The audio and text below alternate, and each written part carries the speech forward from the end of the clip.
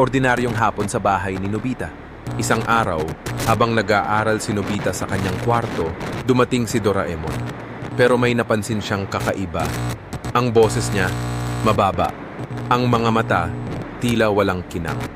At sa halip na asul, kulay abong madumi ang balat niya. Doraemon, okay ka lang? Tanong ni Nobita. Ngunit imbes na regular gadget, naglabas siya ng kakaibang gamit. Parang sirang bersyon ng take-copter na umiikot kahit walang baterya. At nung sinubukan ito ni Nobita, bigla siyang nawala sa hangin at bumalik sa mismong kwarto niya. Pero iba, pagbalik ni Nobita, inakala niyang tapos na ang kakaibang karanasan.